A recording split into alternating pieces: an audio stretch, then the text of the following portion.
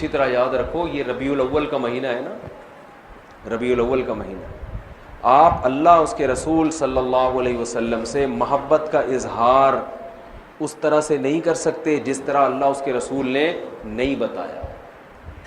ربیع الاول میں صحابہ کرام نے یہ کچھ کیا یا نبی نے یہ کچھ کیا جو آج ہو رہا ہے بھائی؟ میں ایک ٹیکنیکل دلیل دوں، دیکھو نبی صلی اللہ علیہ وسلم کا جو یوم ولادت تھا نا، پیر کا دن تھا۔ کون سا دن تھا؟ پیر کا دن۔ یہ تو صحیح احادیث سے ثابت ہے۔ اب سوال پیدا ہوتا ہے کہ یوم ولادت کیا عید کا دن ہو سکتا ہے کہ نہیں ہو سکتا؟ بہت سے لوگ کہتے ہیں یوم ولادت کیا ہے؟ عید کا دن ہے، عید میلاد النبی کہتے ہیں نا۔ تو ہم اللہ اس کے رسول سے پوچھتے ہیں کہ یا رسول اللہ صلی اللہ علیہ وسلم آپ بتائیے کہ آپ کا ولادت کا دن کیا عید ہو سکتا ہے کہ نہیں ہو سکتا؟ تو مسلمانوں کے ہاں دو طرح کی عیدیں ہوتی ہیں، ایک بڑی عیدیں اور ایک چھوٹی عیدیں۔ ایک عید الفطر، عید الاضحیٰ، یہ سال میں عید الفطر بھی ایک دفعہ اور عید الاضحیٰ بھی ایک دفعہ۔ یہ اس میں ہم نماز پڑھتے ہیں، نہاتے ہیں، دھوتے ہیں اور مصلی کی طرف جاتے ہیں، ایک دوسرے کو مبارکبادیں دیتے ہیں، جانور ذبح کرتے ہیں، ساری دنیا میں یہ منائی جاتی ہے۔ کیا خیال ہے؟ اور ایک ہفتے میں ایک ایسی عید ہے جو ہر ہفتے ریپیٹ ہوتی ہے، جس کو جمعے کا دن کہا جاتا ہے، یہ بھی چھوٹی عید ہے۔ یہ بھی کیا ہے؟ اس میں بھی کچھ عید کا لک اللہ نے ڈالا ہے۔ اس میں بھی خطبہ ہوتا ہے، اور عید الفطر اور عید الاضحیٰ میں بھی کیا ہوتا ہے؟ خطبہ۔ اس میں بھی 2 رکعتیں، ان میں بھی 2 رکعتیں، اس میں بھی نہاتے دھوتے ہیں، سنت ہے، اور ان دونوں عیدوں میں بھی کیا خیال ہے بھائی؟ نہاتے۔ ان دونوں عیدوں میں روزہ حرام، اور جمعے کے دن بھی روزہ مکروہ۔ خاص جمعے کو مخصوص سمجھ کے روزہ رکھنا حدیث میں اس سے منع کیا ہے۔ کسی کا چھٹی کا دن ہے یا اس کو آسانی ہے تو ایک الگ بات ہے، اس نیت سے روزہ رکھنا کہ آج جمعے کا دن بڑا دن ہے تو میں اس لیے روزہ رکھ رہا ہوں، اس کی حدیث میں ممانعت ہے۔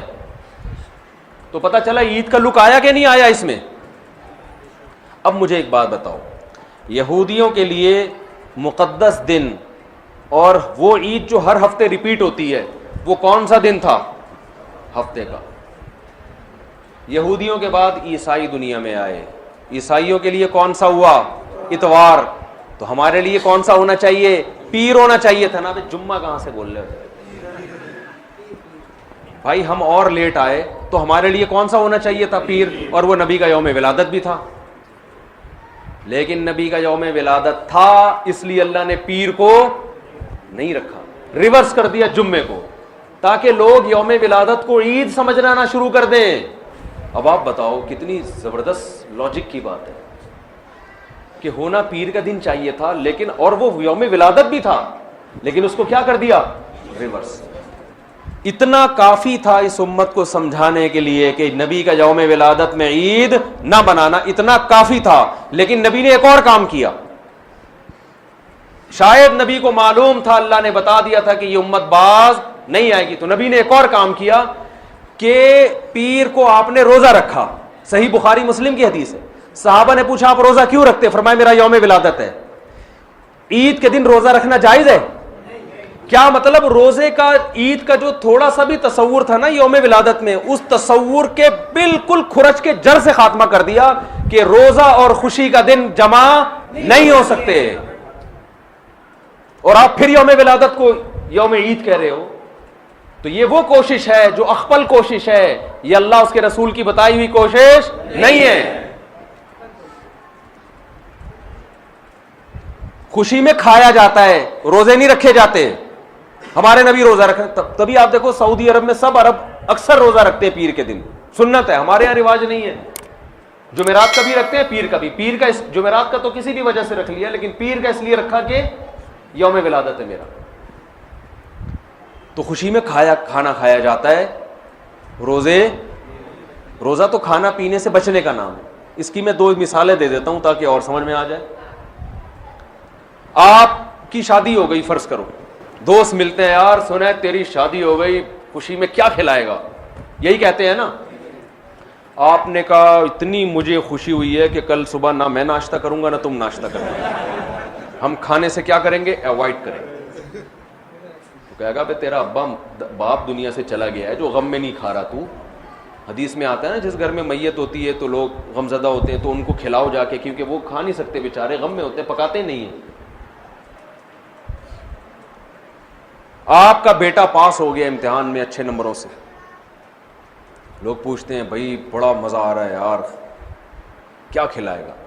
آپ نے کہا ڈنر کا ناغہ ہے، آج تم بھی رات کو بھوکے سو گے اور میں بھی بھوکا سو.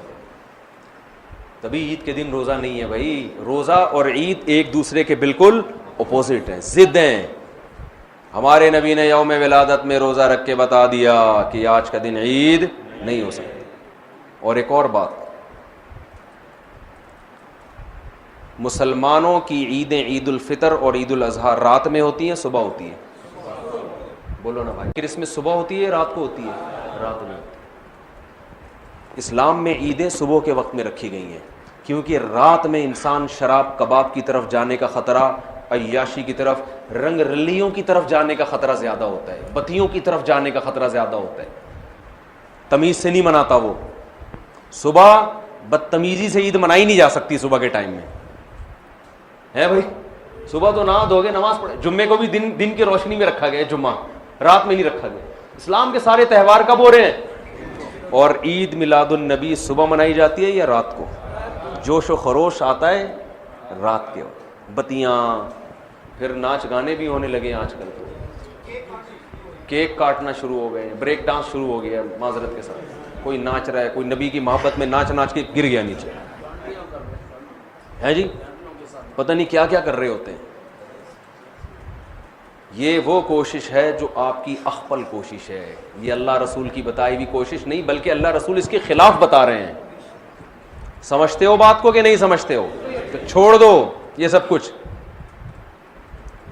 تو اللہ نے قرآن میں کیا فرمایا؟ پہلی شرط نیت آخرت، دوسری شرط کوشش بھی کرے، تیسری شرط کوشش بھی اپنی نہیں بلکہ آخرت والی کوشش، چوتھی شرط وَهُوَ مُؤْمِنٌ، توحید پرست بھی ہو، ایمان بھی ہو. کفر کے ساتھ یہ نیکیاں قبول نہیں ہیں. کافر اگر اللہ کو راضی کرنے کے لیے کروڑوں لوگوں کو کھانا کھلائے، دنیا میں اجر مل جائے گا، آخرت میں کوئی اجر نہیں ملے گا. تبھی غیر مسلم میت کے لیے دعا نہیں کر سکتے، زندہ کے لیے کر سکتے ہیں، غیر مسلم تو مر گیا تو اس کے لیے دعا کی بھی، ریسٹ ان پیس بھی نہیں کہہ سکتے اس کو. آپ جو مر گیا، آج کل لوگ کہہ رہے ہوتے ہیں اس کی روح کو اللہ جو ہے نا امن میں رکھے. بس اللہ نے پابندی لگا دی. تو وَهُوَ مُؤْمِنٌ، ایمان. کیا مطلب؟ مزار پرستی یہ ایمان ہے یا شرک ہے؟ شرک ہے. یہ ندا لغیر اللہ، صرف یا اللہ مدد چلے گا اللہ کے ہاں، اور کوئی نعرہ اللہ کے ہاں قابل قبول نہیں. ہم کہتے ہیں ایاک نعبد و ایاک نستعین، صرف تجھ سے تیری عبادت کرتے ہیں اور مدد صرف. یہ صرف کا لفظ بھی لگا ہوا ہے اس ترجمے میں، کیونکہ مفعول بھی جو آبجیکٹ ہے نا اس کو پہلے کر دیا. ایک ہوتا ہے نعبدو کا، اس کا مطلب ہے ہم تیری عبادت کرتے ہیں، اور کا کو اٹھا کے ایا کا بنا کے پیچھے لے آیا تو عربی گرامر جو جانتے ہیں اس کا مطلب ہے صرف تیری صرف تجھ سے مدد. ایا کا نستعین، تیرے علاوہ کسی سے مدد نہیں مانگتے. تو شرک کے ساتھ میرے بھائی کوئی عمل مقبول نہیں ہے.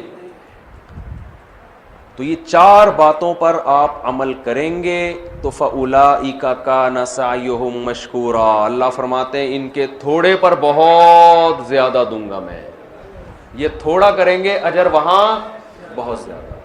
اور ان پر عمل نہیں ہوا تو دنیا تو آپ واہ واہ کر لے گی، بڑا پروٹوکول مل جائے گا، کوئی کیا بن جائے گا، کوئی کیا بن جائے گا. آخرت میں زیرو. جیسے پہاڑ ہوتا ہے نا راکھ کا، دیکھنے میں بڑا لگتا ہے، پھونک مارو پورا پہاڑ اڑ جائے گا وہ. تو اللہ سے دعا ہے کہ اللہ ہمیں آخرت کی تیاری کی توفیق